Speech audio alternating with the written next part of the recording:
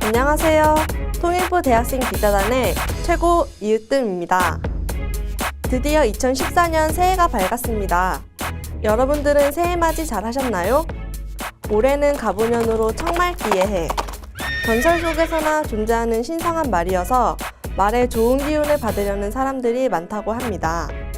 추운 겨울을 힘겹게 보내고 있는 북한 주민의 삶에도 좋은 변화가 있었으면 하는 바람이 있는데요. 거기에 조금이나마 도움이 될 좋은 소식 하나 전해드릴까 합니다. 바로 지난 10월 24일에 열린 북한 인권영화제입니다. 지난 2013년까지 3회째를 맞은 북한 인권영화제는 북한 인권 문제를 보다 많은 사람들에게 전달하기 위해 영화인과 지식인, 그리고 북한 인권단체가 함께 준비했다고 합니다.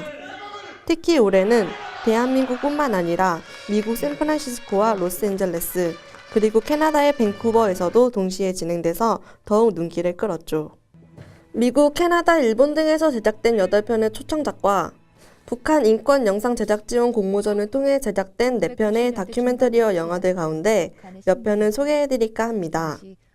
첫 작품은 이번 영화제의 포문을 연 다큐멘터리 우리 가족이라는 영화입니다. 이 영화는 그룹홈이라는 이름으로 삼촌이 9명의 탈북 청소년과 함께 살아가는 모습을 감독이 1년 반 넘게 함께 생활하며 카메라에 담았는데요. 화면 속의 학생들은 입시 경쟁에 시달리는 보통의 학생들과는 달리 자신의 재능을 사람들에게 나눠주고 그 속에서 꿈을 찾아가고 있었습니다. 많은 관객들이 탈북민에 대해 편견을 가지고 있음을 깨닫지 않았을까요? 실제로 영화 상영 후 관객과의 대화에서는 탈북민에 대한 선입견을 가지고 있었음을 고백하고 자신들의 삶에 반성하게 됐다는 분들이 있었습니다.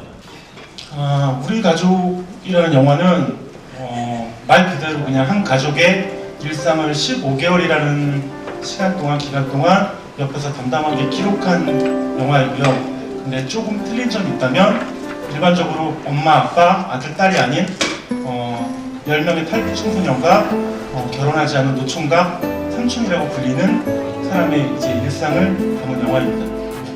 아이들과 함께 살아가는 삼촌 역시 관객과의 대화에서 사람들이 이 영화를 통해 탈북민에 대한 편견이 사라지고 인식이 개선되길 바란다며 다큐멘터리 제작의 의도를 밝혔는데요. 그만큼 북한 이탈 주민에 대한 사람들의 인식이 중요한 것 같습니다. 이와 함께 시급한 문제가 또 있습니다.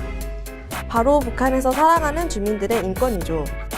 하지만 국내 관심만으로는 이를 해결하기에 역부족입니다. 그래서 국제적인 관심과 지지를 얻기 위해 국내 민간 단체들이 발벗고 나섰다고 하는데요. 이를 영상으로 담은 작품이 바로 COI 북한을 비추는 희망의 빛이라는 다큐멘터리입니다.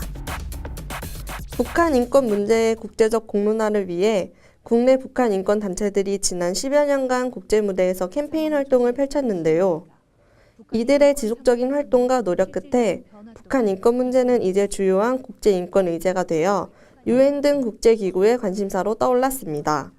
그리고 드디어 북한 인권 실태를 조사하는 기구인 북한인권조사위원회가 UN 산하기관으로 지난 2013년 2월에 설립됐습니다.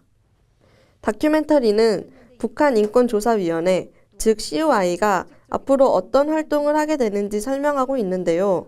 COI 공개 청문회에서 첫 증인으로 나선 탈북자 신동혁 씨를 비롯한 관계자들의 인터뷰를 통해 COI를 알리는 데 목적이 있다고 합니다. COI 설립은 UN 차원으로 체계적인 조사와 함께 책임 규명으로 북한 인권 운동에 새로운 전기를 마련한 셈이죠. 더불어 우리 국민들의 관심과 적극적 지지 또한 절실히 필요할 것 같습니다. 마지막으로 소개해드릴 작품은 애니메이션 엔트리입니다. 이 영화는 북한 과학자로 로켓 전문가인 아버지가 귀가 들리지 않는 아들을 데리고 매일 저녁 사람의 인적이 드문 강가에서 미식축구를 가르치는 것으로 시작됩니다.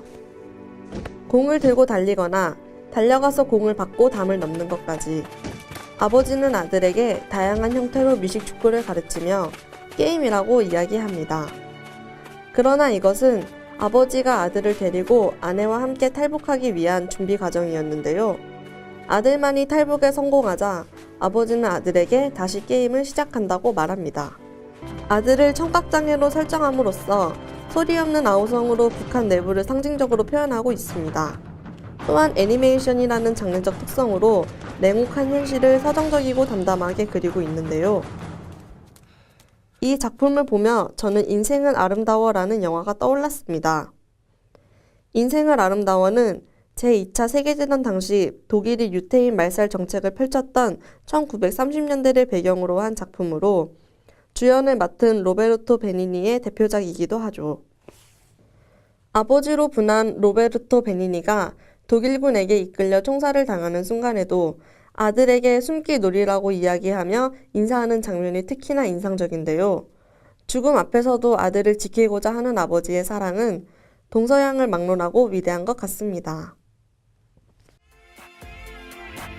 어떠셨나요? 다양한 장르와 소재로 북한 인권을 조명해 볼 수 있는 시간이었는데요. 사실 인권은 북한만이 아니라 그 어디에서도 존중되어야 하는 것이죠. 그런 면에서 북한에서 살고 있는 주민들을 바라본다면 심이나 거창한 무언가가 아닌 각자의 위치에서 그들을 위해 할 수 있는 자신만의 방법을 찾을 수 있지 않을까요? 그래서 저는 그 시작으로 북한 인권 영화제처럼 북한 인권에 관한 다양한 소식들을 여러분들께 전해드리려고 합니다. 미약하지만 한 사람 한 사람의 힘이 모아져 북한 주민들의 삶에 희망의 빛이 피어나기를 바라며 최고 이육등 기자가 인사드리겠습니다. 남북 여러분 모두 새해 복 많이 받으세요.